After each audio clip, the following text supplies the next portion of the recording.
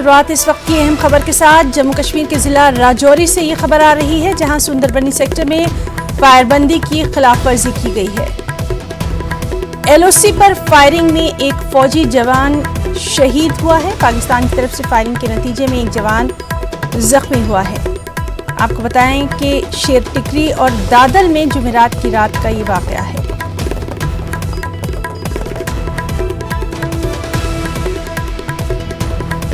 जम्मू कश्मीर के जिला राजौरी से ये खबर है, जहां सुंदरबनी सेक्टर में फायरबंदी की खिलाफवर्जी हुई। और चलिए मजीद अपडेट के लिए सीधे रुख करेंगे हमारे साथी शक्ति का। शक्ति, आपसे इस वक्त का अपडेट चाहेंगे, अभी क्या कुछ हाल? देखिए, कुर्बानी की अगर हम बात करें तो पाकिस्तान की तरफ से सीज़फायर वायलेशन वहां पर की गई है। एक जवान हमारा उसमें शहीद हुआ है और रुक रुक के फायरिंग अभी भी दोनों तरफ से वहां पर की जाती है। बाकी फौज जो है वो मुंह तोड़ जवाब इस फायरिंग का दे रही है। नौशहरा और सुंदरबनी ये दोनों सेक्टर ऐसे हैं जहां आए दिन पाकिस्तान जो है वो फायरिंग करता है और भारतीय चौकियों को निशाना बनाता है।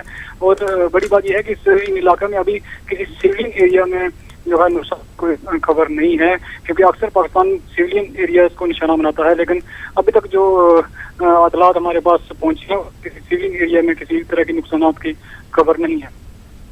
शक्ति, इस सब के बीच में आपसे ये भी जानना चाहेंगे, वहाँ पर जो लोकल्स हैं, जो मकामी लोग हैं, उनके लिए क्या कुछ खास बंदोबस्त, क्योंकि उनमें ज़्यादा खौफ व दहशत देखा जा रहा है?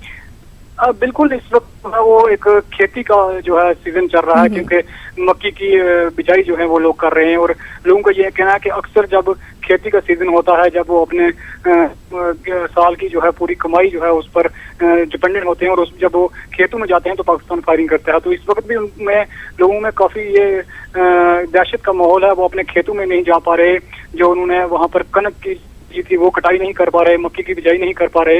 इस वजह से लोगों को काफी दिक्कतें आ रही हैं और माल मवेशी के जो है वो काफी नुकसान होते हैं, क्योंकि अक्सर इसकी जद में माल मवेशी भी आते हैं। तो अभी तक जो है वो इस वक्त आज की अगर हम बात करें तो कोई नुकसान की खबर नहीं है, लेकिन दहशत जो है वो लोगों के अंदर है, क्योंकि बंकर का काम भी पूरी तरह से मुकम्मल नहीं हुआ है और लोग अभी भी घबराए हुए हैं इस इलाका में।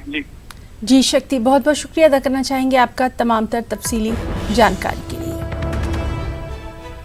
तो जिला राजौरी से ये तमाम तर तफसीलात हमारे साथी शक्ति दे रहे थे कि किस तरह से वहाँ पर सुंदरबनी सेक्टर में फायरबंदी की खिलाफवर्जी की खबर है और हमारी हिंदुस्तानी फौज भी इसका मुंह तोड़ जवाब दे रही है।